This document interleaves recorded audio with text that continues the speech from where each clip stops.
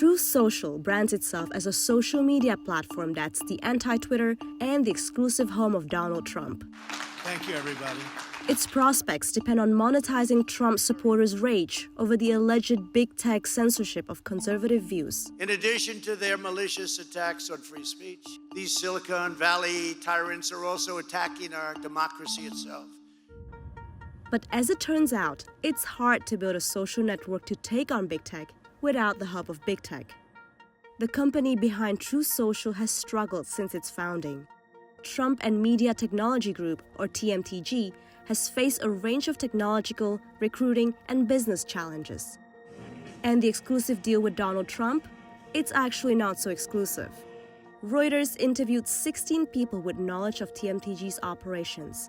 All of them spoke on condition of anonymity.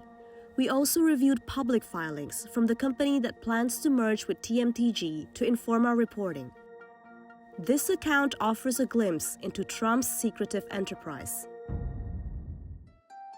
Truth Social launched in February 2022. It had 2.8 million downloads as of June 1st. But its story really begins on January 6, 2021, when Donald Trump's supporters stormed the U.S. Capitol. After the January 6th Capitol riots, President Trump was banned from Facebook and Twitter for allegedly glorifying or inciting violence associated with the Capitol riots, and he lost his access to the American public and his ability to connect with them via social media. I was banned by sleazebags. I was banned by bad people. Shortly after, he was pitched on a new venture that would restore his access to the American public. The two people who pitched the idea to Trump were Wes Moss and Andy Litinsky. They're both former castmates on The Apprentice, the reality TV show that featured Trump before his presidency. Moss is also a managing partner at a wealth management firm in Atlanta. Litinsky previously worked at Trump's TV production company and hosted a conservative radio show. He currently works as a media and technology consultant and is no longer involved with TMTG. Sources say Moss and Litinsky effectively ran TMTG before it hired CEO Devin Nunes, a former Republican congressman and dairy farmer. That means between the three of them, there was no one with notable tech experience or knowledge about software development. We have found that a big part of the company's challenges leading up to launch and to this day stem from the lack of tech experience on the upper ranks. That, coupled with the fact that they were embarking on this challenge of building a tech company without relying on the biggest players in the industry, such as Amazon Web Services. Amazon Web Services is the cloud computing unit of tech giant Amazon. The servers are essentially remote computers that provide the storage and data processing power to run websites. In its effort to stand up to big tech, TMTG needed to avoid using Amazon Web Services. And the issue with Amazon Web Services is that it is a cloud service provider that is used by many, many big tech companies. It's a market leader. The app relied eventually on servers from two companies, Rumble, which is a Canadian company that hosts video and has hosted Devin Nunes and other conservative figures on its site for a long time, and RightForge, which is a tech infrastructure company that also markets to conservatives. And so at launch, Truth Social had both of those cloud services in place, but there were issues with Rumble's cloud servers as well as with the configuration of both of them working together that led to this massive waitlist, hundreds and thousands of users staying on a waitlist for weeks after launch.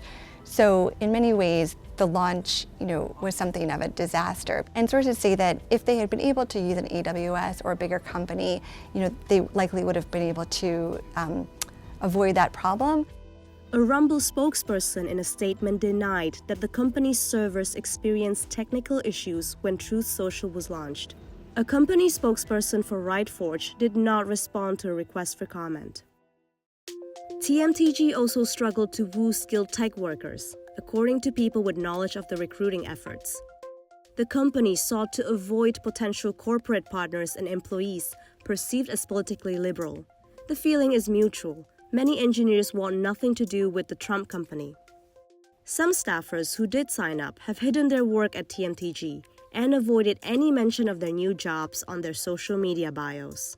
It was a challenge to speak to people who know about this venture because of the level of secrecy that surrounds it. To give you an example, TMTG is not listed in directory assistance anywhere. There's a number on the website. When you call, it's disconnected. We know that there's a communications director, but that person does not have any publicly available contact information. So there is a tremendous amount of secrecy involved with this venture, and that speaks to people's desire to shield their involvement with it because of potential blowback that could happen in an industry that, again, is so dominated by left-leaning people in San Francisco. Big money is riding on Trump's active participation in Truth Social.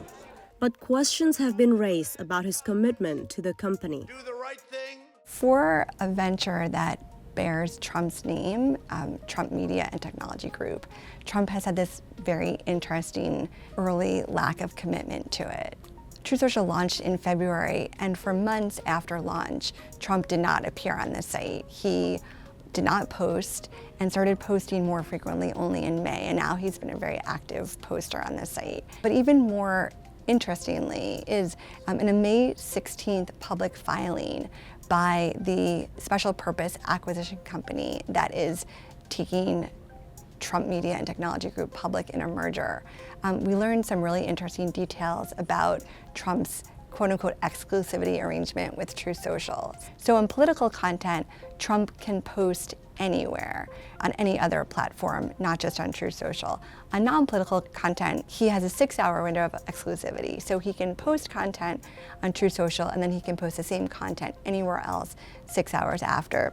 And this is all really interesting because it just shows that this venture that's so predicated on Trump's involvement and where Trump is such a draw for his legions of followers, that he might actually be engaging with users on other platforms at a later date, which is really something of a threat to Truth Social and its sort of reason for existence.